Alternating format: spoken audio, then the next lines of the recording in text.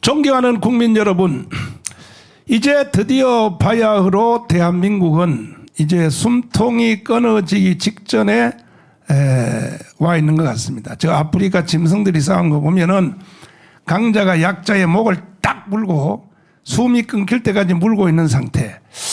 현재 저는 대한민국이 그런 상태가 아닌가 이렇게 느껴지고 있습니다. 이건 내 개인적 느낌인데 이것이 어느 정도 맞을지는 모르지만은 난 거의 확실하다고 생각하는 것은 지금 대한민국에서 일어나고 있는 여러 가지 현상들 중에 이 책의 제목을 잘 봐주십시오. 존경하는 국민 여러분, 주민자치기본법입니다. 이것이 공산화의 길목으로 가는 결정타다 하는 이 책을 쓰신 이희천 교수님을 이 자리에 모셨습니다.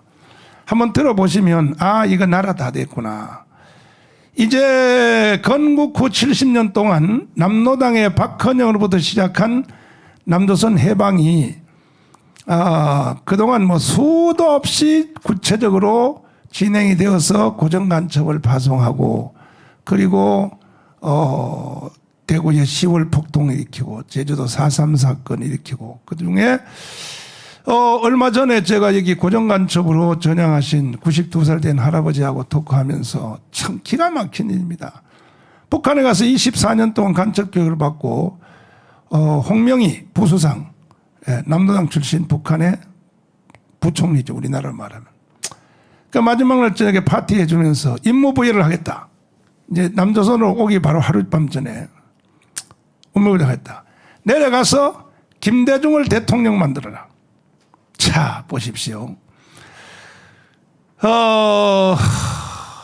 뿐 아니라 그래서 북한이 지지하는 그 대통령 3명을 만들었지 않습니까? 노무현. 근데 이번에 이 문재인은요, 결론입니다, 결론. 이제 마지막 작업하기 위해서 세운 그 대통령으로 보여지는데 대통령도 아니죠. 저는 뭐 개인적으로는 난 간첩이라고 보여집니다. 개인적으로 합리적 의심을 하고 있습니다. 내가 이 말한 것 때문에 재판받아서 6개월 감옥도 살았지만은 법원이 무죄로 판정을 해서 그만한 근거가 있다는 거죠. 내가 주장하는 것이. 그런데 이제 그거보다 더 무서운 정말 이거 잠을 잘 수 없는 사건이 뭐냐.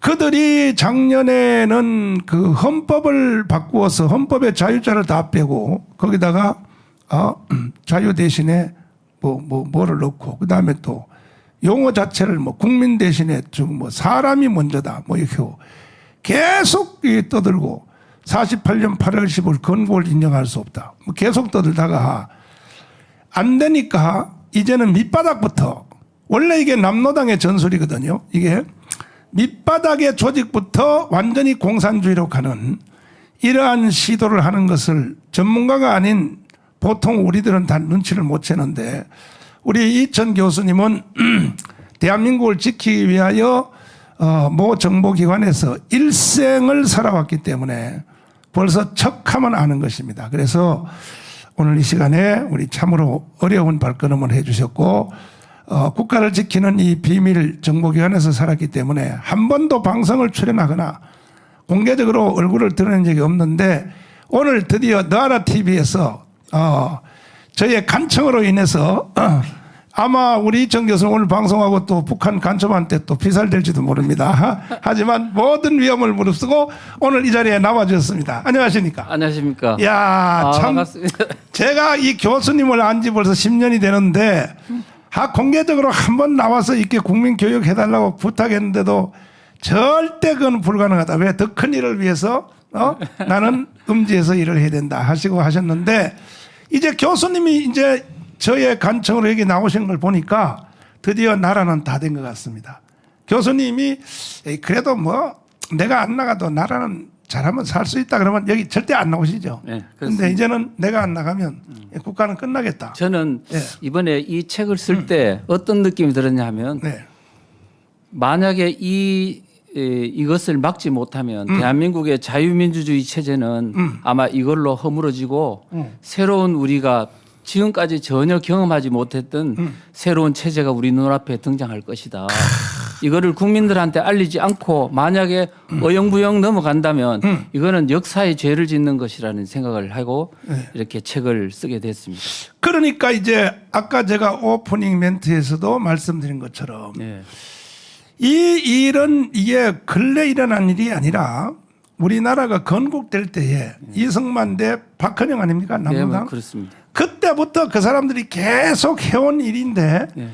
그래서 그들이 6.25도 일으키고 저는 뭐 광주 사태도 그거에 이어지는 것이라고 나는 개인적으로 보는데 뭐 제주도 4.3 폭동 뭐 쭉 하다가 근래 이제 문재인이가 세 번째 북한이 지지하는 대통령이 되어 가지고 헌법 개헌을 통해서 이제 밀어제키려고 낮은 단계 연방제 하려고 하다가 그래도 우리나라 건국 정신이 원체 뛰어나 가지고 여기 이미 살아본 국민들이 저항을 하는 기미가 보이니까 순서를 바꾼 것 같아요. 네. 그러니까 차라리 국민들을 속여먹기는 이게 더 편하다 네. 해서 이제 주민자치기본법을 가지고 국가를 엎어버리고 드디어 이제 북한으로 가려고 하는데 왜 이 주민자치기본법이 북한 공산으로 가는 길목이라고 왜 그렇게 생각이 되어집니까? 네. 지금 어떤 분들은 이제 이 주민자치기본법을 보고 여기에 공산주의니 사회주의니 뭐 이런 용어가 없는데 어떻게 이것을 공산화의 길목이라고 이렇게 붙여가지고 색깔론 비슷하게 이렇게 하느냐 네. 이런 이제 비판이 뭐 있기도 합니다. 그러나 우리가 이제 분명하게 알아야 될 것은 네. 지금 대한민국은 현재 비공산 국가입니다. 그렇지. 비공산 국가이고 비사회주의 국가인데 지금 이거를 체제를 엎어야 되는 상황이기 때문에 그렇죠. 철저히 자기들의 사상적 실제를 감춰야 됩니다. 그렇죠. 그렇기 때문에 당연히 이 법률상이라든가 이런 내용에서는 될 수 있는 대로 아주 포장된 용어, 주민자치, 자율권, 그다음에 분권 이런 마을민주주의 이런 포장된 용어를 하면서도 내밀이는 뭐냐면 그들이 좌파들이 정권 마을에서 주도권을 장악하고 대한민국의 하부 구조를 그들의 수중 아래 넣음으로써 대한민국의 체제를 바꾼다 이런 거거든요. 그동안에는 제일 밑바닥의 그 행정 조직은 아니지만 주민 그 자치기구가 통반제도로 돼 있었잖아요. 통반제도. 그럼 그 통반제도를 해체하고 새로운 주민자치 단체를 만든다는 뜻입니까? 그러니까 어떻게 보면 통반제도는 현재 기본의 우리 지방자치제도는요, 광역단체가 있습니다. 시도가 있고, 그렇죠. 그다음에 기초단체가 시군구가 있습니다. 그렇죠.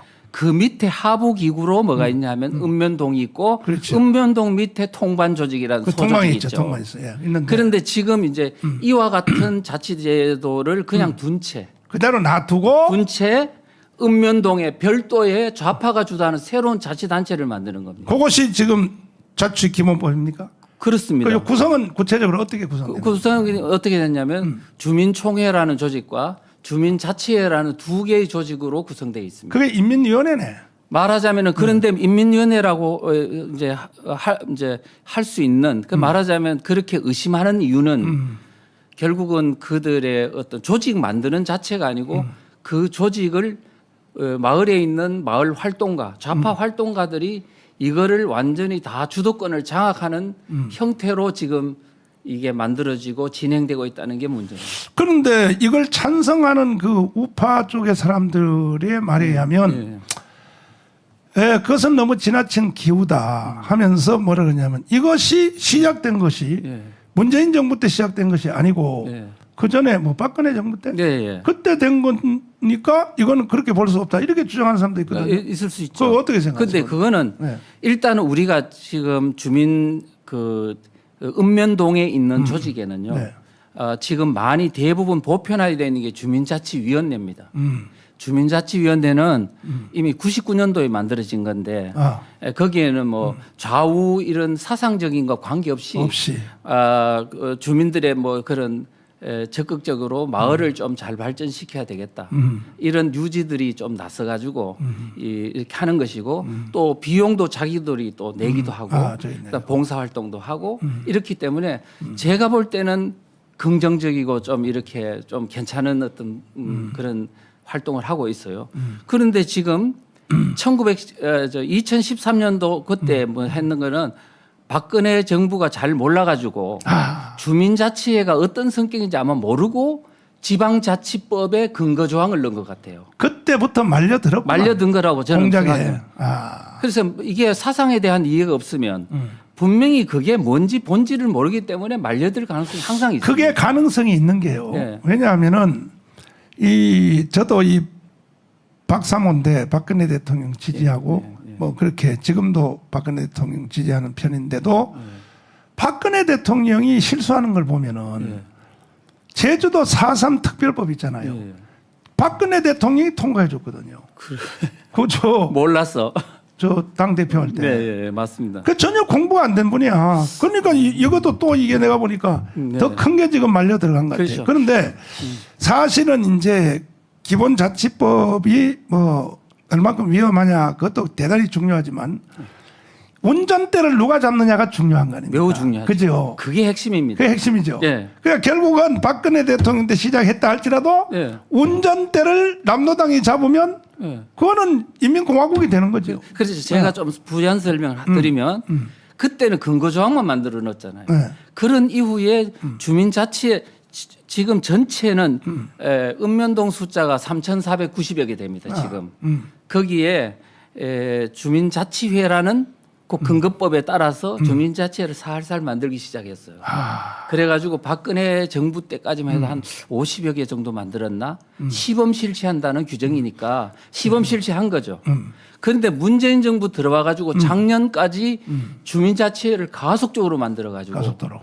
지금 몇 개좀 만들었는데 600 몇십 개가 만들어졌어요. 원래 목표는 몇 개까지입니까? 전체 다죠. 그럼 3,000. 그러면 근데 사실은 이 주민자치 시범 실시하도록 만들고 만약에 조례로 하더라도 전국 단위 시범 전체 실시를 하려면 법률의 근거가 있어야 되는데. 자, 그러면 제일 큰 핵심의 문제가 뭡니까? 이것이 됐을 경우에 이 사람한테 무슨 권한이 주어지는 겁니까? 제일 핵심 위험스러운 가장 큰 사안. 자, 가장 문제는 뭐냐면 그 사람들은 어떤 제도가 위험하냐 안 하냐 판단하기 전에 그 제도를 만든 사람들이 무슨 생각을 갖고 만들었는지 의도 그다음에 그 제도가 만들어졌을 때 그들이 무슨 혜택을 보는지 이런 것들에 대한 배경 이 공부를 하지 않고 당연히 의도는 조선민주주의 인민공화국으로 하겠다. 그것이 의도라고 봐야 되죠. 그거를 지금 제가 이제 바로 법률 조항을 보고 그렇게 이제 판단하기는 약간의 그렇게 판단된 기준을 한번 얘기해 보세요. 무리수가 있는. 의심을 하느냐. 그러면 제가 생각할 때 이 주민자치 기본법이 왜 공산하다라고 말하지 않고 공산화의 길목이라고 하면 우리가 도로를 가다가 입구에 초입에 보면 안내판이 있지 않습니까? 이 마을로 가면 무슨 마을이 온다. 그렇지. 자, 지금 이 법대로 가면 공산화로 이제 가는 길을 아마 그 마을로 들어서게 될 것이다라는 경고를 하는 거거든요. 우리나라는요 더 쉬운 게 하나 있어요. 이해하는데 뭐냐? 1948년 아니 45년 9월달에 박헌영이가 그렇죠. 전국의 면 단위별로 조선인민위원회를 구축했다. 그거하고 이거하고 뭔 차이 있습니까? 그렇게 하면 뭐 정답이 딱 나오는데. 이 법이 남한에 그때 만들어졌던 인민위원회 그거하고 그다음에 해방 직후에 북한에서 만들어졌던 인민위원회 이거와 유사성이 있다고 생각합니다. 유사성이 있다. 예, 그럼 왜 유사성이 있느냐 하면은 인민위원회의 가장 본질적인 문제점은 뭐냐면 주민들을 두 개의 사상 부류로 나눈다는 겁니다. 쌈붙여. 좌파와 우파로 그래가지고 뭐냐면 좌파한테 무소불위의 권한을 주고 우파들을 박해하거나 축소시키도록 한다는 데 문제가 있는. 축창가지고 찌르려고 그러는 거지. 그건 6.25 전쟁 때 북한군이 내려왔을 때 바로 3개월 동안에 북한군이 인민위원회를 마을마다 읍면동마다 만들고 바로 그 좌파 세력들을 완장을 치워주고 그렇지. 그러면서 우파들을 집집마다 샅샅이 뒤지고 했던 그 전례가 우리 지금 국민들한테 다 남아 있습니다. 교수님도 그냥 완장이나 하나 얻어 차면 되지. 뭐들 이 위험한 이 운동을 그러니까 하시는. 길을 잘못 들어가지고. 참. 저가 이 애국 운동을 할 때 저도 유혹을 많이 받았거든요. 뭐 몇 번 얘기했는데 심지어 저를 유인하려고 뭐 박원순까지도 나를 유혹하려고 박원순 서울시장 되고 난 뒤에 그 기념 서울시장 당선 축하 예. 예배 예. 기독교 그 사람은 기독교 신자도 아닌데 아주 고도의 머리를 써서 날 체포하려고 그 예배한다 그래서 나를 거기 설교자로 불렀어요. 그 내가 어르신한테 물어봤지 뭐 조영기 목사님 등등 물어봤더니 절대 거기 가면 안 된다 그래요. 그건 나는 못 갔는데 거기 가는 사람 거기가 설교한 사람 뭐 돈을 뭐 1,000만 원도 타고 뭐 그랬다 그러는데 나도 가서 1,000만 원 탈 걸 잘못했다. 근데 그 후에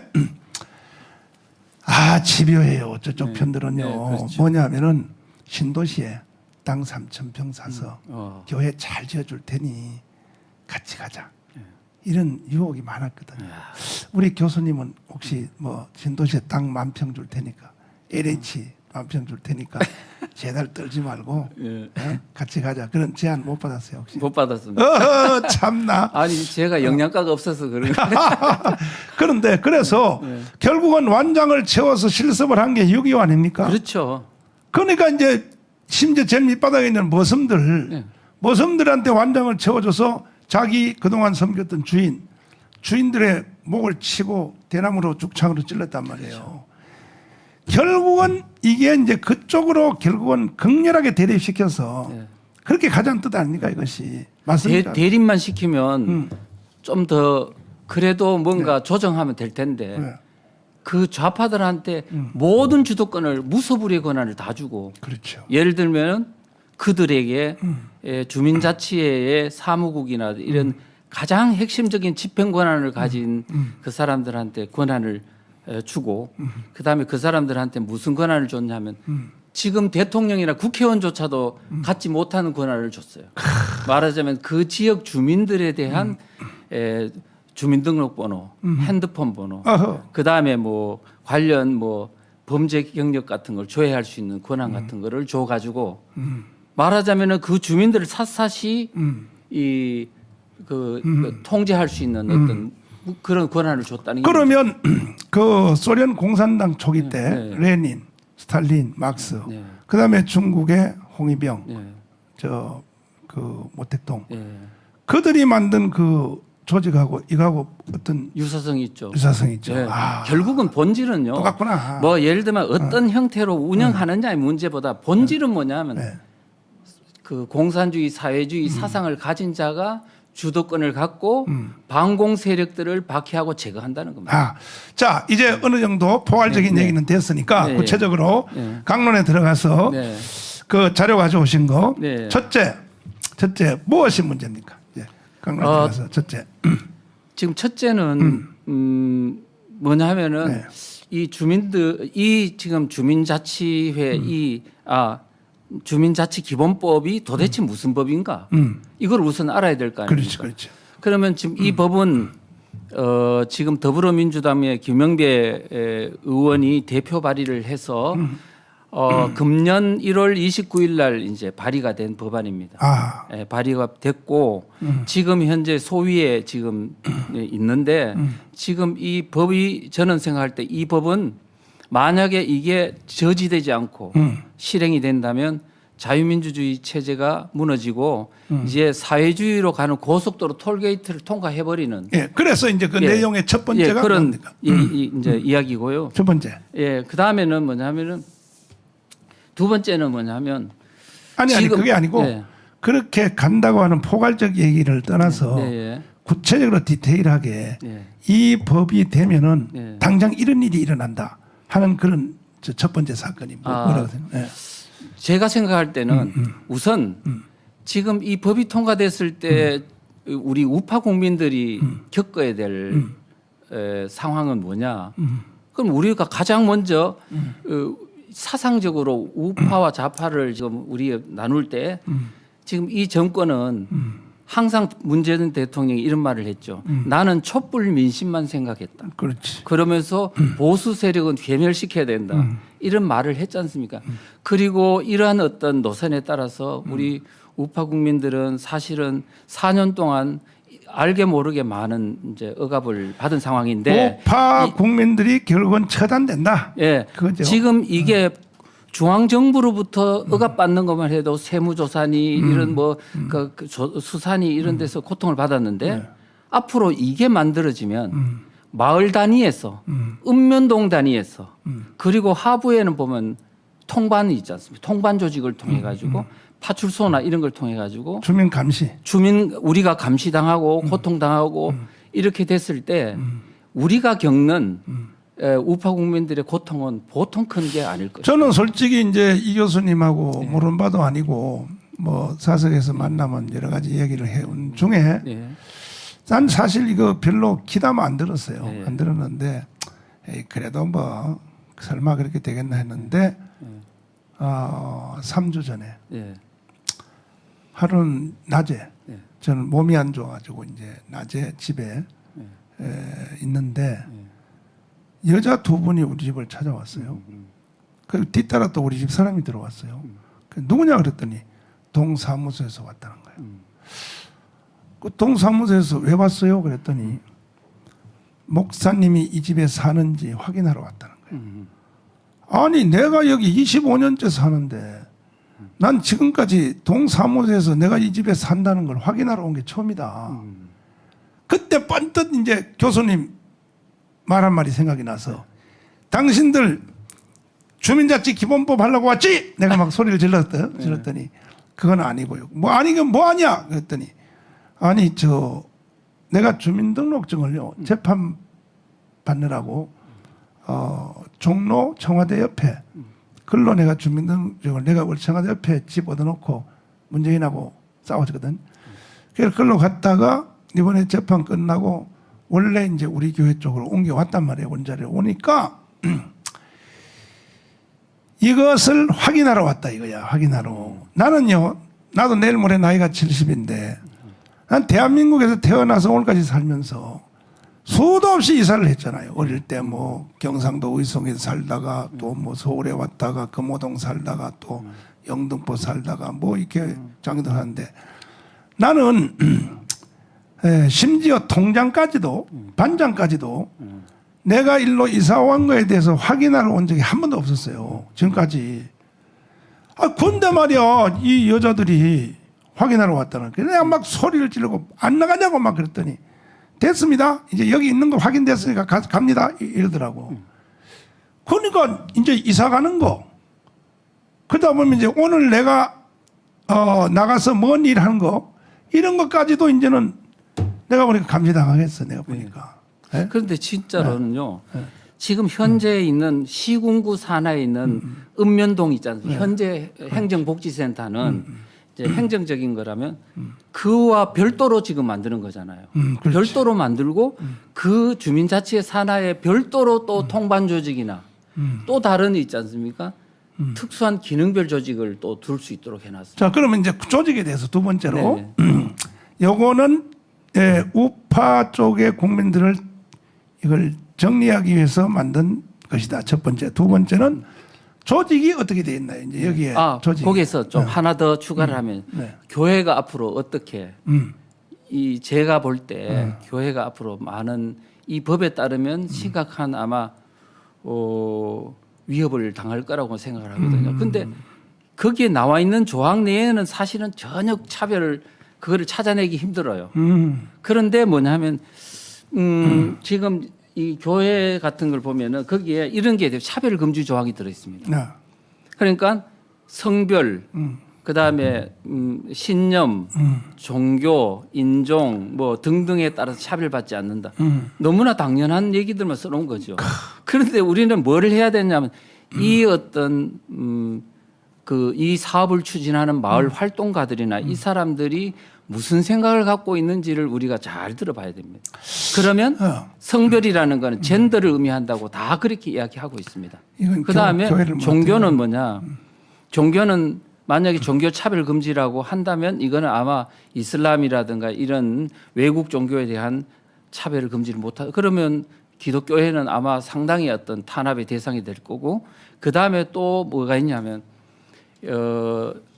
지금 또 주민자치의 산하에 보면 분과 조직을 두도록 해놨는데 거기에 보면 뭐 예를 들면 뭐 인권의 문제니 환경 문제니 뭐 다양한 어떤 그 근거로 조직을 만들도록 해놨습니다. 그래 되면 민노총이라든가 노동운동 하던 사람들 환경운동, 아동, 인권 다 하다 보면은 아마 동성애 뭐 반대하는 교회에 대해서는 분명히 인권의 명분으로 그것을 통제하거나 할 수 있는 그런 근거들이 있고 하니까 자, 네. 전체적으로 보면 그런 교회들이 지금 당할 그런 내용들이 상당히 내포되어 있는 그런 어떤 의식이 자, 그렇고. 있습니다. 예. 그래서 이제 조직이 네. 여기도 뭐 위원장이 돼 있나요? 제일 수장이?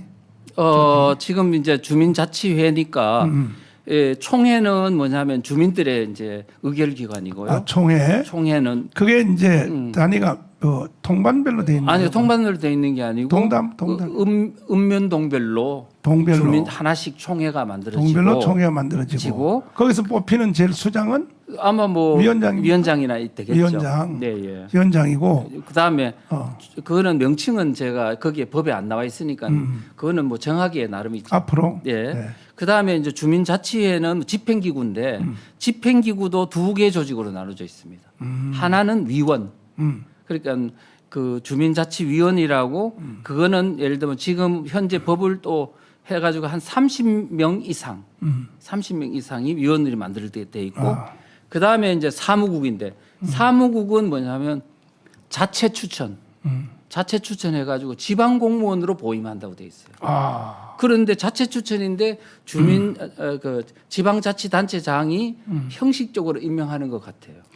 그러면 이게 선거로 뽑는 것도 아니고 투표로 뽑는 그다음에 뭐 시험으로 뽑는 것도 아니고 아마 마을 활동가 내에서 아마 그게 사무국의 요원이 아마 뽑힐 것 같은데 인건비는 누가 줘요? 인건비는 국가에서 주죠. 국가에서. 예. 지방 공무원이니까. 그렇구나. 그것이 네. 이제 공무원 시험으로 선발하는 것도 아니고 네.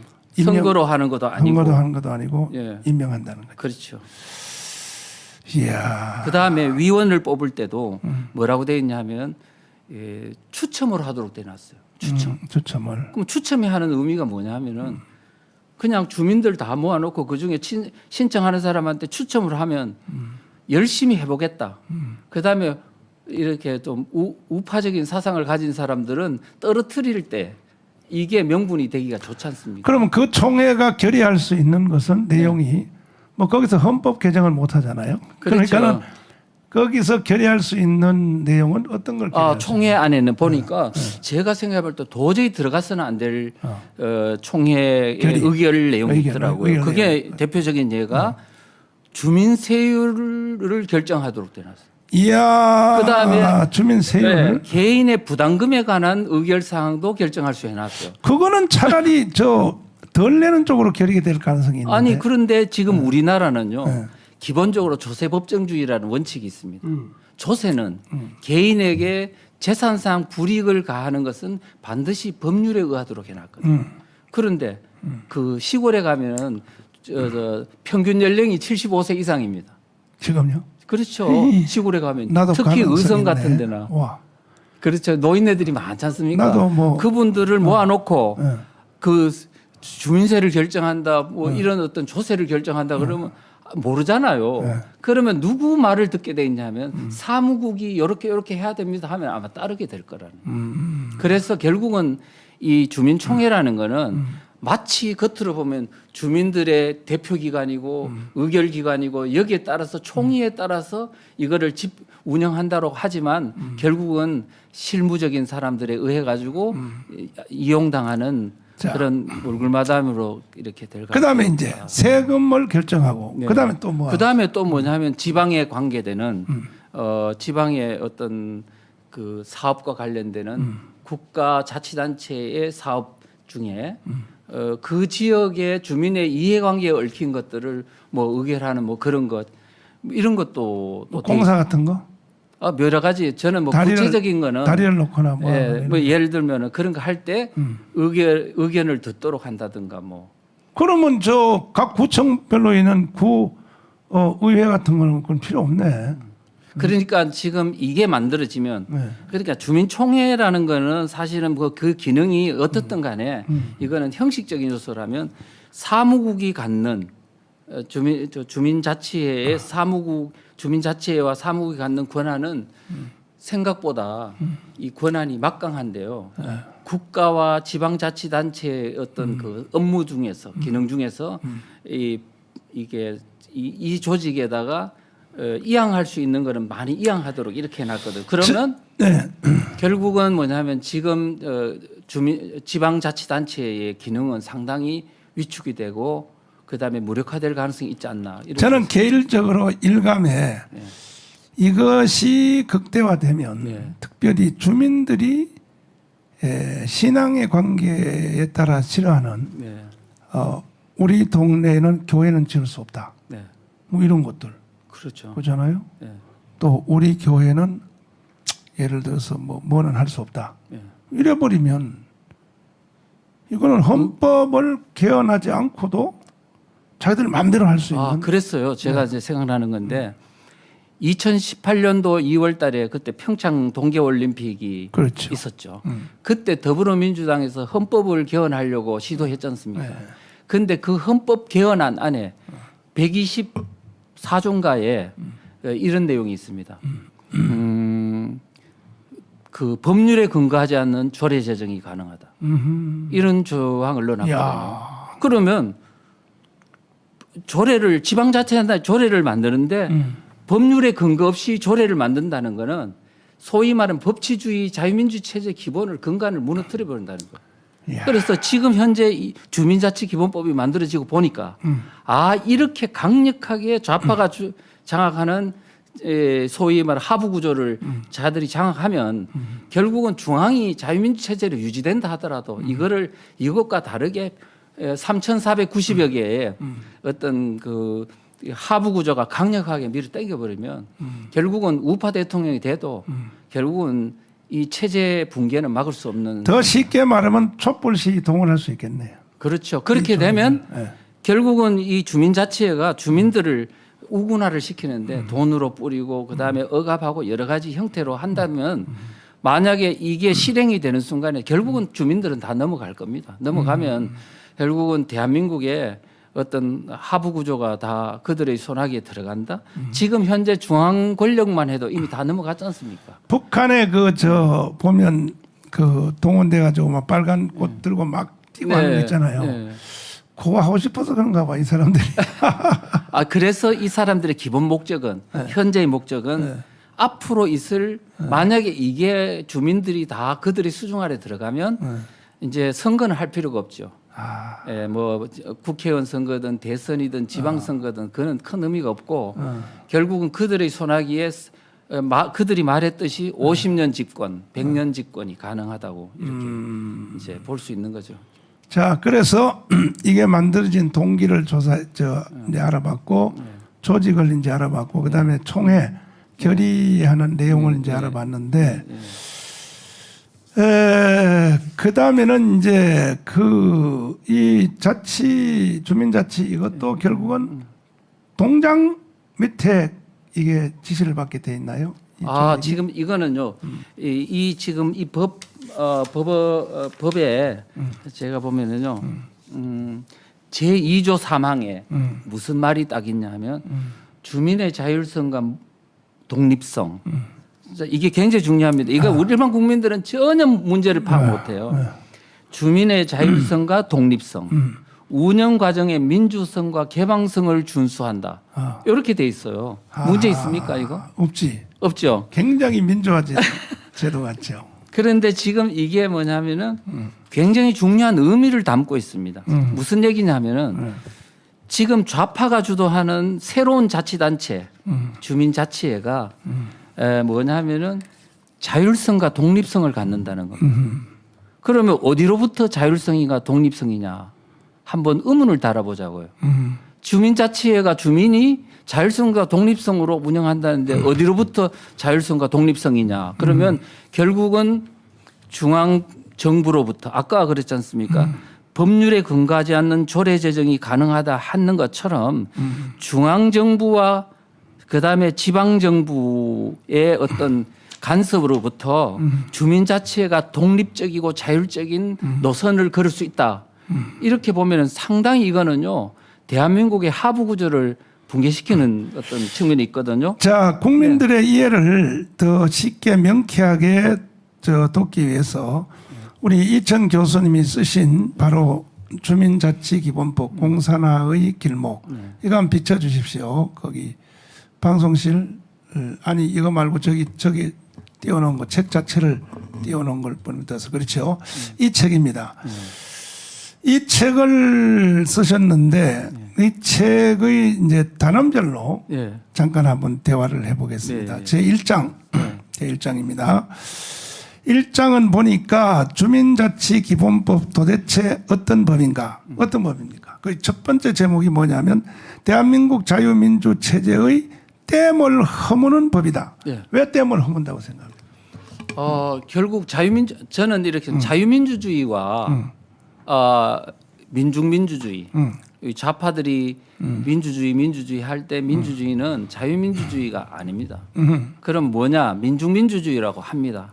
북한에서는 뭐라고 하냐? 그걸 인민민주주의라고 합니다. 아, 그렇구나. 그 다음에 두 번째. 예. 이 법의 실제를 파악하기 어려운 이유는 이게 아주 교모하게 만들었기 때문에 예. 일반 비전문가가 보면 잘 모른다. 예, 모르죠. 그 뜻이죠? 꼭 한번 설명해 주세요. 그러니까 그거를 이제 좌파들의 뭐 전략 전술에 대한 비판하는 사람들 그거를 용어 혼란 전술이라고 합니다. 맞아. 그러면 진보 세력이다. 지금 어마어마하게 문제가 많죠. 그다음에 민주주의다. 그다음에 평화다. 뭐 이렇게 민족이다. 이런 모든 용어들이 다 포장이 되어 있습니다. 주민자치기본법에 보면요. 다 그런 용어들로 포장이 되어 있기 때문에 좋은 말은 다 같다. 다 같은 마치 마을민주주의다. 그다음 주민참여다. 그다음 직접민주주의다. 이런 용어를 써가지고 마치 주민들이 혹하도록 만들어 놓고 세 번째 문 정권의 체제 허무는 입법들 눈 뜨고 감시해야. 그러니까 지금 이걸 우리가 감시하지 아니하면 결국은 대한민국 체제를 우리는 북한으로 넘겨줘야 된다. 그런 뜻이죠. 그다음에 이제 2장. 2장을 한번 보면 주민자치기본법 오랜 배경 이게 뭐 하루아침에 만들어진 게 아니라 그렇죠. 역사적 이게 굉장히 중요하죠. 한번 말씀해 주시죠. 그 배경이 일부 사람들은 이 주민자치기본법을 보고 그 법만 보는 거예요. 그렇지. 법만 보니까 이 위험성을 파악을 못 해내는 겁니다. 그러면 이 법을 제대로 파악하려면 어떻게 해야 되냐면 오래 전부터 이게 이제 마을 활동가들이 양성되고 마을 공동체 사업이 진행돼 가는 저간의 과정들을 다 이해해야 이게 만들어지면 어떤 위험성이 있겠구나 할 수 있습니다. 그런데 역사적으로. 이 어떤 마을 활동가가 양성되는 과정에 결정적 역할을 한 사람이 있습니다. 박원순입니다. 그렇구나. 박원순이가 언제 서울시장이 됐냐면 2011년도 10월 달에 된 거로 보궐선거로 당선이 됐는데요. 되자 말자 바로 2012년도부터 이제 본격적으로 성미산 마을이라고 있습니다. 마포의 성미산 마을을 그거를 모델을 이 서울시 전역으로 확대하기 위해 가지고 이 마을 공동체 사업 지원 센터를 만들었어요. 그래 가지고 그 서울시 예산으로 그 어떤 그 사회주의 공동체 마을의 모델인 성미산 마을을 서울 전역으로 확대했어요. 확대하고 그것이 결국은 지금은 전국 단위로 다 퍼져 있습니다. 그걸 이제 세부적으로 보면은 제2장의 첫 번째 좌파 운동권의 지방 불뿌리 운동 확산 과정이다. 그렇죠. 이게 이제 박원순 이걸 말하는 거죠. 그것도 있고요. 그 다음에 그런 노력과 더불어 이 좌파 세력 자체가 또 경제 분야에서 예를 들면 협동조합 같은 거 있죠. 사회적 기업. 이런 걸 통해 가지고 지금 서울시만 한 게 아니고요. 전국 단위의 좌파 자치단체장들이 그거를 지원함으로 인해 가지고 지금은 경제구조 하부 구조가 상당히 그들의 손안에 들어가 있고 그게 그물망 구조로 돼 있습니다. 제가 얼마 전에 그 책을 선전하는 걸 봤는데 제목이 박원순은 살아있다.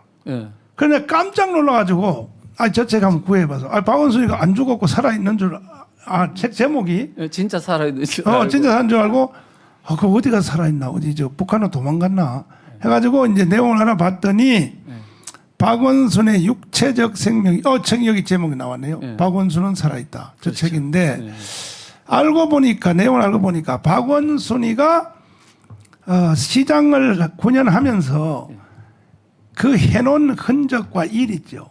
이것은 박원순은 죽어도 그것은 살아있다. 그 뜻이더라고요. 맞습니다. 그런데 그 중에 거기에 어떤 내용이 이제 그 제보가 되었냐면은 이번에 오세훈 시장으로 바뀌었잖아요. 바뀌어서 오세훈 시장이 가서 이제 현황 파악을 해봐야 될 거 아닙니까?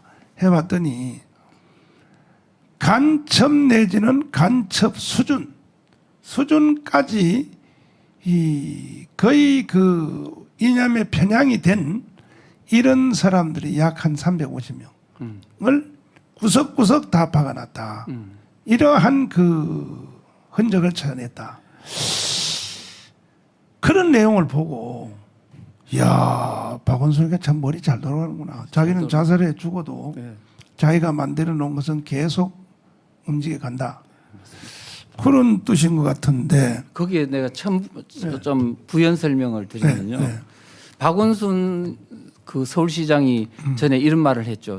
자유민주주의는 사상의 자유가 있다. 맞아요. 그렇기 때문에 공산주의 사회주의를 허용해야 진짜 자유민주주의다. 가문강단에서? 그래가지고 실제 여러분들 생각에 헌법 개정을 할 때요. 자유자 뺐다고 막 성질냈잖아요. 그런데 자유자 있어도 아무 상관없어요. 그 자유를 넣어도 사회주의 공산주의를 그냥 허용하는 시스템으로 다 만들어 놨기 때문에 어쨌든 그건 그렇고 그 사람은 지금 그다음에 제가 하나만 더 네. 하면은 지금 말하려고 하는 게 이제 그게 아니고요.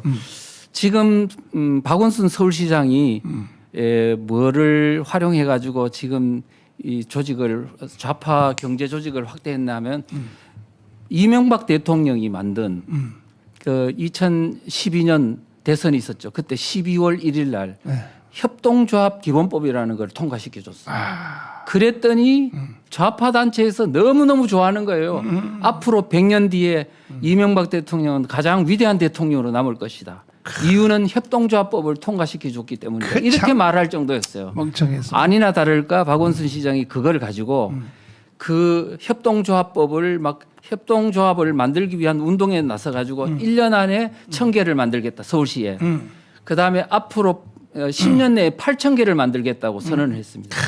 그 이후에 전국으로 퍼져가지고 협동조합이 지금은 아마 그들의 경제적 생태계를 아마 그렇게 다 만들어 놓고 그게 거의 좌파단체죠. 그렇죠, 당연히.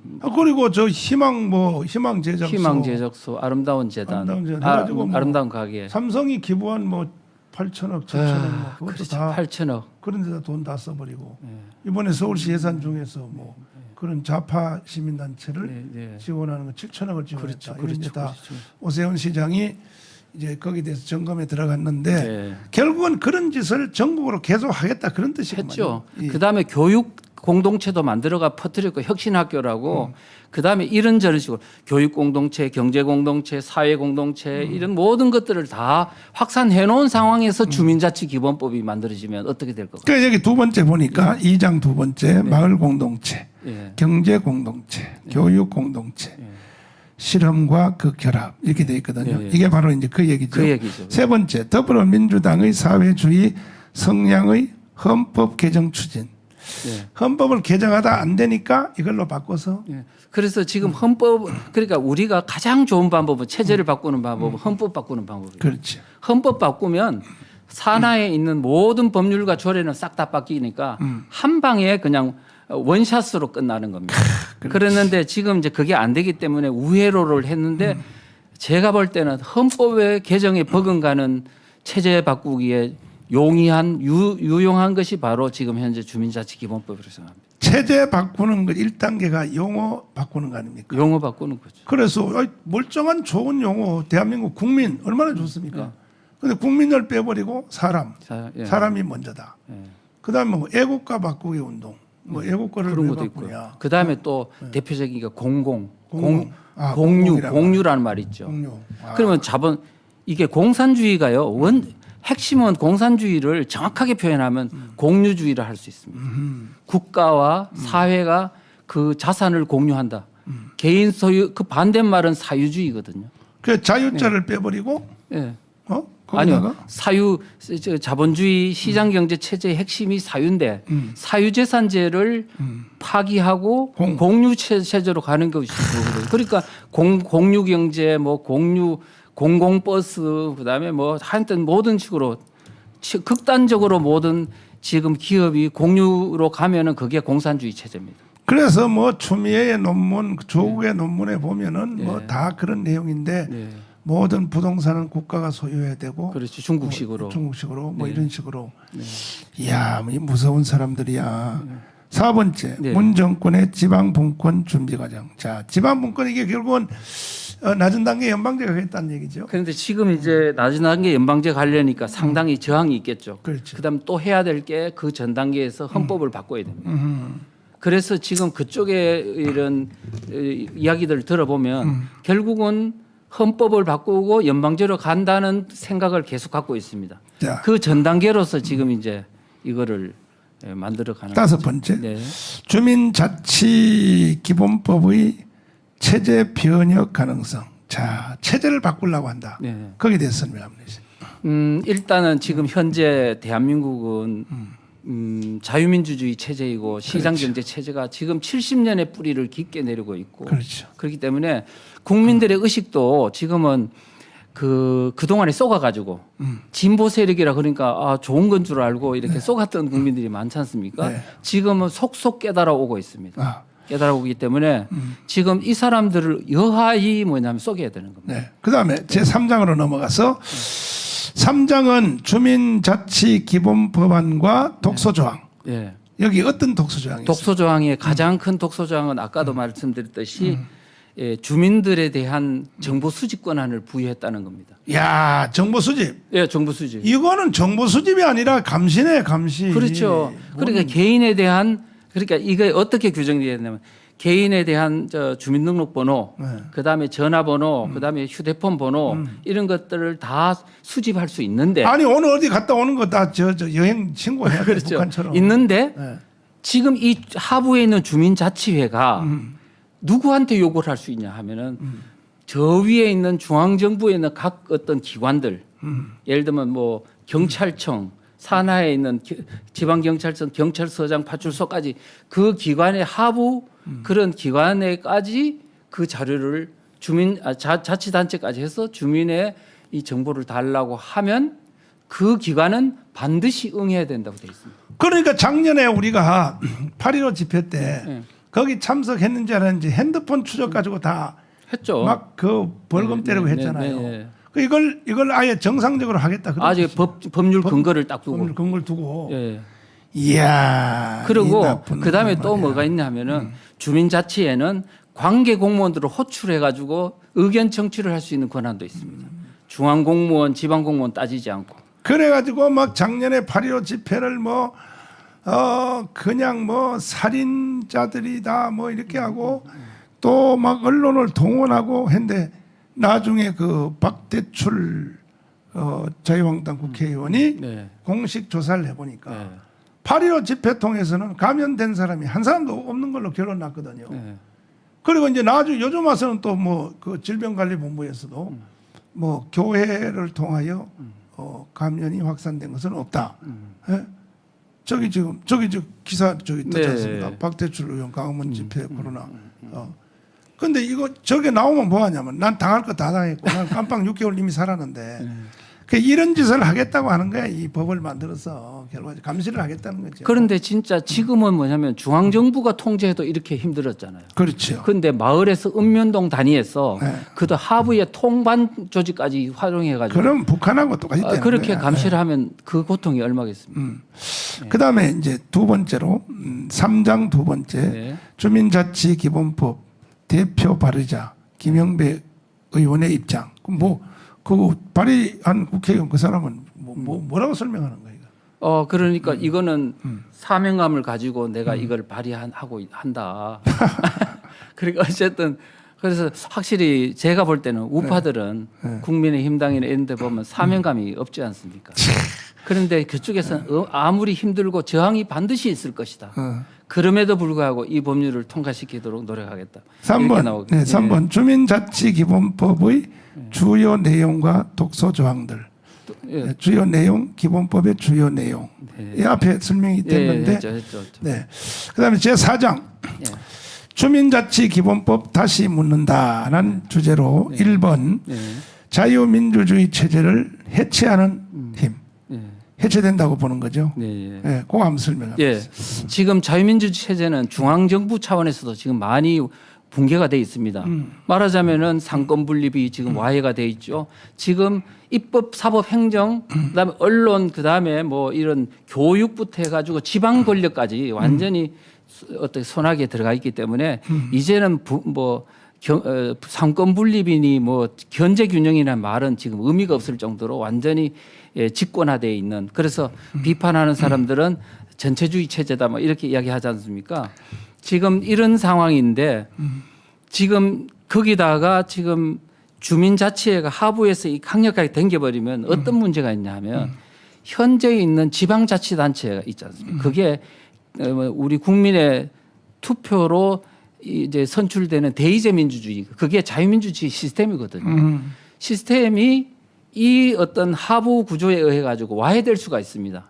그런데 지금 주민자치단체들, 지방자치단체들이 이걸 모르고 지금 뭐냐면 주민자치회라는 이거 뻐꾸기를 있지 않습니까? 둥지에서 키워주고 있어요. 지금 이게 자기 당할 줄도 모르고. 그래서 저는 너무너무 안타깝다. 그래서 지금 이 사람들이 강력하게 주민을 완전히 자기 우군을 하면 결국은 지방자치단체 제도도 와해되고 중앙 권력도 자유민주 시스템도 와해되는 이런 굉장히 무서운 결과를 낳지 않는가 이렇게 생각을 하죠. 여기 지금 채팅장의 엄일화의 그 지금 매니아는 주사파는 이런 제도는 결국은 여자들도 공유한다는 거잖아요. 근데 이게 말이 무섭게 들린 것 같지만 여자의 공유에 대한 것은요, 고대 그리스 철학자들 플라톤의 국가론 같은 데도 모든 여자들은 국가가 공유해야 되고 거기서 나오는 자식은 누구 자식이라고 따질 것 없이 국가가 공통으로 키워야 된다. 이게 플라톤과 소크라테스의 국가론에 나오는 얘기예요. 그게 요즘 뭐 이상한 빨갱이 얘기 아니라니까요. 인간들은 결국은 복음을 떠나면 한다는 짓이 그런 짓밖에 없는데 이런 것들을 이제 정상화했다는 뜻인데, 그다음에 두 번째 개인 자유권의 심대한 침해 가능성. 자, 어떻게 생각하세요? 아까 주민들의 어떤 그 정보 수집 권한을 부여한다든가, 그다음에 실제적으로요. 주민총회라든가 이런 거를 만들어 두긴 했지만 모든 그 주요 권한은 주민자치회 산하에 있는 사무국이라는 여기서 다 관장을 하고요. 통제할 수 있는 시스템이 별로 없습니다. 그러니까 결국은 주민들이 결국은 말로는 주민들의 어떤 자치다, 마을 민주주의다 하지만 결국은 통제의 대상이 되는 어떤 그런 어떤 존재로 전락하게 될 것이다. 이렇게 이제 보는 거죠. 그래서요, 지금 사실은 지금 어제 그저께 지난주부터 저는 개인적으로 참 말할 수 없는 지금 위협을 당하는데, 제가 애국운동하고 나서 청와대가 나서고 북한이 지시하고 해서 정강훈은 반드시 죽인다. 그래서 죽이는 계획과 그들의 그 음모가 내부 정보 그 여기 그쪽 편에 있는 그 양심 세력에 의하여 그것이 지금 나한테로 전달됐는데 그 문자 메시지가 자기들이 하는 지시 여기 나와 있거든요. 정강훈 반드시 죽인다. 그리고 코로나를 주범으로 몰아가기 위해서 모든 언론들을 다 그렇게 몰고 간다. 뭐 여기 보면 그다음에 심지어 내가 다니는 병원을 통하여 의료사고로 정강훈을 죽인다. 뭐 이렇게 지금 돼 있거든요. 이게. 그래서 지금 그쪽에 있는 그 최소한의 양심 세력에 의해서 이게 공익 제보를 했어요. 공익 제보해서 우리 변호사들이 이제 내일 모레 대검찰청에서 정강훈 살해 계획에 대한 음모에 대해서 첫째 문재인 심각합니다. 대통령을 고발하고 왜냐하면 문재인이가 지시를 했거든요. 저 방송에 대놓고 정강훈 재구속시켜 법정 채용을 때려라. 그건 아무리 대통령이라도 그렇게 지시하면 안 되는 거죠. 안 되죠, 당연히. 네. 예. 근데 지금 있는 법만 가지고도 한 사람 죽이는 것은 쉽게 죽이고 완전히 언론 몰이하고 하는데 이런 법까지 만들어져 버리면 이게 정말 무서운 겁니다. 한 개인은 꼼짝도 못 하잖아요. 아니 예? 거기다 하나 더 덧붙이자면요. 네. 우리가 중앙 권력에서 대통령이나 이런 사람이 권력을 행사하려고 함 이런 어떤 과도한 행위를 하려면 여러 가지 언론이라든가 이런 데 비판받지 않습니까? 그런데 지금 주민자치회라고 읍면동에 있는 그 권력을 가진 마을 활동가가 사람을 죽인다고 할 때 그 사람이 견제받는 교육을 받기를 했습니까? 그다음에 그 시스템 내에서 비판할 수 있는 동네 내에 무슨 비판 언론이 있습니까? 그리고 지금 우리 교회에 이제 내가 감옥에서 나오니까 그동안 이제 내가 이끌었던 그 선교 단체라든지 이런 많은 단체들이 얼마나 나를 보고 싶어 하겠어. 그래서 아침부터 막 줄을 서서 우리 교회로 오면은 이 동사무소에서 다 이걸 신고를 해요. 지금 사랑제일교회 몇 명 올라갔습니다. 몇 명 올라갔 이거를. 그 지금 있는 제도만 가지고도 사람이 이게 숨도 못 쉬는데. 맞아요. 예? 숨도 못 쉬는데 말이야. 여기다가 주민자치회가 훨씬 더 위험한 상황으로 치달을 수도 있습니다. 어떤 경우냐. 자치경찰하고 붙는 경우입니다. 지금 현재 자치경찰제를 지금 시행하기 위해서 지금 법률 만들고 하고 있거든요. 그러면 주민자치회가 아까 정보 수집 권한을 갖는다 했죠. 그렇죠. 그런데 그거를 자치경찰 파출소하고 자치경찰하고 이렇게 공유하는 경우 그러면 경찰은 뭐를 갖고 있냐 하면은 기소권을 갖고 있거든요. 그다음에 정보경찰은 수집권한을 갖고 있거든요. 그러면 지금 주민자치회의 정보 수집권한과 자치경찰의 처벌 권한이 합해질 경우에는 이게 진짜 과거에 6.25 전쟁 때 인민위원회가 뭐 사람들을 잡아가지고 바로 직결 처형도 하고 인민재판소에 넘기가 주기도 했잖아요. 이런 형의 재판이 될 수 있다는 게 그래서 두려워하는 게 바로 6.25 전쟁 참전자들의 이제 두려움이죠. 네. 그런데 저는 그래도 네. 한기총 그 당시에 현역 대표 회장이었었고 사랑제일교회 당회장이고 또 청교도 형성훈련을 이끄는 이런 제가 지도 위치에 있었기 때문에 쟤들이 막 나를 죽이고 해도 내가 그래도 반항이라도 한번 할 수 있었단 말이에요. 네, 뭐 기자회견을 한 데도 하지만 네, 맞아요. 일반 평 국민들이 마을에서 나 같은 일을 당하면 도망갑니다. 아소리 못하고 그냥 당하는 거죠. 그냥 당하는 거죠. 네, 그냥 당하는 거죠. 이게 뭐 어떻게 속수무책이지 않습니까? 그러다가 만약에 거기에서 무슨 어떤 개인적인 사감에 의해서 무슨 사건이 폭발한다. 그렇죠. 그러면 이제 그때는 걷잡을 수 없는 상황이 마을 단위에서 전쟁이 일어날 수 있는. 이 교수님 네. 아직 이 법이 통과도 안 되고 시행이 안 됐는데도 네. 우리 교회의 재개발 본부가 네. 완전히 사기를 쳐서 우리 교회 자체를 해체시키고 우리 교회를 뺏으려고 시도한 거 알죠. 언론에 보셨죠? 네, 맞습니다. 이게요, 내가 당해 보니까 지금 현행 체제인데도 네. 서울시 박원순이가 자기들이 만들어 놓은 조례안을 5년 동안을 숨겨놨어. 숨겨놓고 사랑제일교회 법원 이 재개발 지역 추진위원회에 그 말을 들으라. 그래서 단 84억의 돈을 걸어놓고 이 돈 가지고 사랑제일교회는 건물과 땅 전체를 다 두고 나가라. 이렇게 법원도 그렇게 판정을 했어요. 판정을 해가지고 앗소리 못하게 우리는 쫓겨날 판이었었는데 이 재판 과정에서 고등법원에 1심에서는 뭐 그대로 판결이 됐어요. 그래서 뭐 집달관을 보내고 막 난리가 났는데 재판 과정에 고등법원 재판 과정에서 이 위대하신 우리 판사가 변론인들이 예. 이 조례안을 찾아낸 거야. 박원순이 감춰놓은 걸. 조례안을 딱 찾아보니까 전혀 내용이 다른 거야. 이 종교시설은 원래가 존치가 원칙이야. 그러니까 다시 말해서 종교시설은 손대면 안 되는 거야. 종교시설은 교회가 자체적으로 새로 짓든지 아니면 수리해서 그대로 쓰게 해야 된다. 이게 일환이고. 그렇죠. 두 번째는 그럼에도 주민들이 개발할 때 교회가 꼭 필요하면 교회가 원하는 대로 대체 시설을 다 지어줘야 되고 그리고 거기에 대한 피해 보상을 현금으로도 보상을 해야 되고 이렇게 돼 있더라고요. 그래서 이제 이 조항을 찾아내 가지고 지금 우리가 이제 다 이기게 됐는데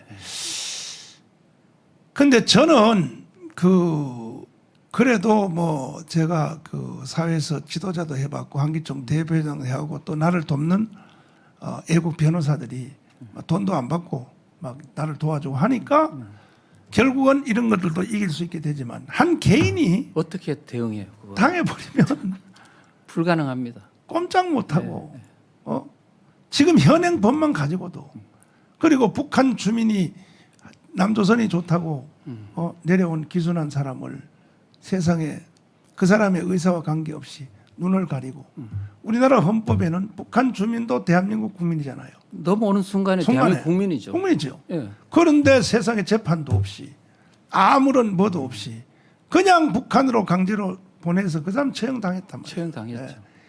지금 현행법만 가지고도 못된 짓을 이렇게 하는데 인민위원회가 이제 앞으로 나는 지방 주민자치기본법을 나는 인민위원법이라고 그렇게 부르겠습니다.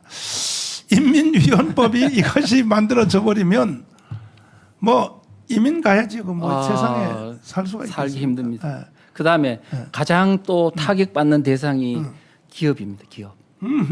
왜냐하면은요 지금 이게 골 때린다 그러면 이상한 거는 지금 여러분들이 우리가 알고 있는 그 주민의 조건이 아니고 별도의 조건을 뒀는데 말하자면은 우리가 지금 주민이라고 하면 동사무소에 집을 갖고 동사무소에 이렇게 신고를 하면은 주민이 되는 거지 않습니까? 그러면은 저 동탄에 있는 예. 거기 주민들이 예. 이 법에 되면은 예. 회의해가지고 예. 삼성전자는 우리가 공유한다. 그럼 끝나는 거 아니에요? 박명희처럼.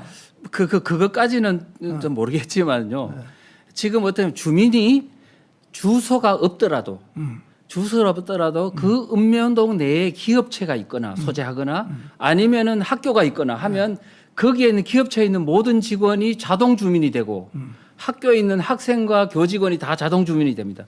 그러면 뭐가 되냐면은 그 기업체에 소속된 민노총이라면 민노총에 있는 지역 조직이 통째로 주민이 된다는 겁니다. 이미요. 그다음에 정교조가 통째로 주민으로 들어가서 뭔가 지금 현재 주민자치하고 같이 이렇게 엮었어요. 이야, 이미 내가 택시를 오래전에 탔는데 대학생 하나가 같이 택시를 탔는데 아따야 소리를 지르는데 삼성전자 국민주 만들어야 된다고. 지들이 오늘날 삼성전자 세계 제일의 기업 만드는데 지들이 뭐 기여를 했어. 도안을 줬어. 그러니까요. 근데 그걸 국민주로 하겠다. 네. 그런 짓을 하겠다 그러는데 거기다가 지금 뭐냐면 주민자치의 산하에 분과 조직을 별도로 둘 수 있다고 해 있습니다. 이거는 동사무소에는 없는 조직이에요. 분과 조직이 뭐냐면 안전, 교통, 그다음에 위생, 인권, 모든 노동 뭐 등등등 그런 소규모 조직을 둘 수 있다는데 거기에 만약에 기업을 옥죄할 수 있는 환경 문제라든 환경 전문가들이 좌파들이 들어가서요 기업체를 막 때리고 그러면서 그들은 뭘 할 수 있냐면 주민자치에는 기업 등으로부터 기부금을 받을 수 있도록 돼 있습니다. 참 기가 막히네. 그러니까 기업들이 앞으로 이야, 힘들어질 겁니다. 참 기가 막혀. 네. 그 지금 삼성전자 이재용 그 부회장에 대해서도 네. 지금 맨날 나오는 뉴스가 네. 뭐 이게 다시 말해서 뭐 이제 이걸 사면해야 된다. 네. 그런데 뉴스에 뭐라 하냐면은 저쪽의 지도자들 뭐 정세균이나 이 사람들이 뭐라 하냐면 아직 국민들의 정서가 합의가 안 되기 때문에 법을 놔두고 무슨 국민들의 정서 뭐 국민들의 정서가 그러면 다 대한민국 해체하고 북한으로 갖다 바치자 그러면 그럼 따라 해야 되겠습니까? 정서 소리 하고 있는데 자 마지막으로 네. 이제 어떻게 할 것인가 네. 어떻게 막아내야 될 것인가를 마지막으로 우리 말씀하시고 마치도록 네, 하겠습니다. 알겠습니다. 어떻게 막이 되겠습니까? 이거 마지막으로. 가장 중요한 거는 지금 현재 국민들이 깨우침입니다. 국민들이 지금 이 법이 얼마나 심각한 법인지를 아는 것에서부터 출발해야 되는데 지금까지 주민자치기본법에 대해서는 막연하게 좀 약간 이렇게 잘못 알려진 것도 있고 해서 실제적으로 뭐 그것도 이렇게 부풀려 가지고 하는구나 이렇게 잘못 이해하고 있는 분들이 있는데 이제는 학자들이 나서고 이제는 법률가들도 나서서 이 법의 어떤 그 위험성을 정확하게 이제 전문가들이 분석을 해야 됩니다. 그리고 지금 저 청와대에 있는 그 지방분권위원회라는 그 컨트롤 센터가 있습니다. 상근 요원이 64명입니다. 3년 동안 연구를 해가지고 지금 컨트롤을 해가 나가고 있으니까 그쪽에서 과연 이게 무엇을 어떻게 하고 있는지를 정확하게 실태 진단을 좀 요구를 해야 될 것 같고요. 그 다음에 각 읍면동단 우리 교회라든가 우파 단체에서도 지금 뭐 선거에만 집중할 게 아니고 이 하부 구조에서 어떻게 진행되고 있는지를 좀 파악하고 거기에 대해서 이제 좀 국민들을 알리는 저변화 운동이 좀 있어야 되지 않을까 이렇게 이제 생각하고 있습니다. 이거와 내용이 거의 같은 내용인데 그 민노총 11월 투쟁 계획을 네, 제가 네. 봤더니 네. 거의 내용이 비슷해요. 네, 네. 모든 기업은 국가의 소유로 한다. 뭐 이렇게 되어 있는데 자, 존경하는 국민 여러분, 이렇게 지금 대한민국이 숨통이 끊기기 직전에 지금 헐떡거리고 있는 중에 오늘은 이천 교수님을 모시고 주민자치기본법 공산화라고 하는 길목에 대해서 장시간 동안 대화를 나누었습니다. 그러나 우리가 이렇게 토크도 하고 또 공부도 하고 또 국민들을 계몽하는 운동을 해도 저쪽이 원체 사악하게 하기 때문에 우리 한 발자국 하면 쟤들은 10발자국 가버립니다. 막아낼 길이 없어요. 그래서 저는 기도하다가 돌아오는 8월 15일 날 저는 전 국민 1000만 명이 최소한은 참여해야 된다.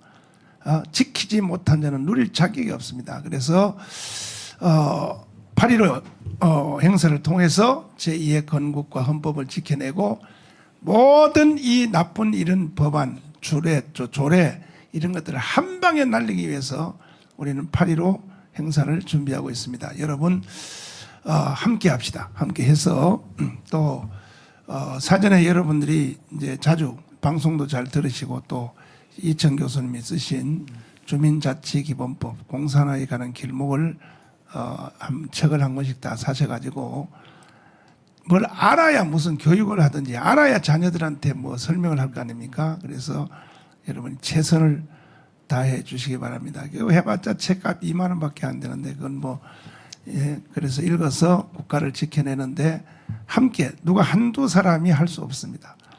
어떤 사람은 그래. 정강 목사 뭐 있으면 나라가 산다는데 저 혼자 어떻게 이 나라를 살립니까? 불가능해요. 그래서 함께 우리 다 나서 주시기를 바라고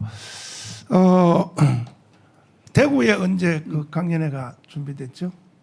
네, 뭐 언제입니까 날짜가? 날짜가 다음 주. 네, 다음 주에 언제가 있는 거.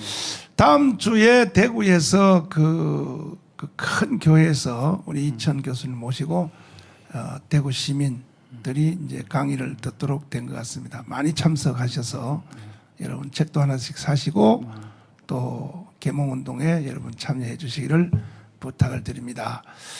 어쨌든 고생이 너무 많으십니다. 네, 감사합니다. 네, 이렇게 네. 초청해 주셔서 감사합니다. 앞으로도 네. 종종 나오셔서 네. 어차피 이제 얼굴 한번 나타났으니까 이제는 뭐 숨어봤자 안 되니까 알겠습니다. 자주 나오셔가지고 네, 네. 국민들을 깨우쳐야 돼요. 네. 할 수 없습니다. 맞습니다. 예, 오늘 감사합니다. 네, 고맙습니다.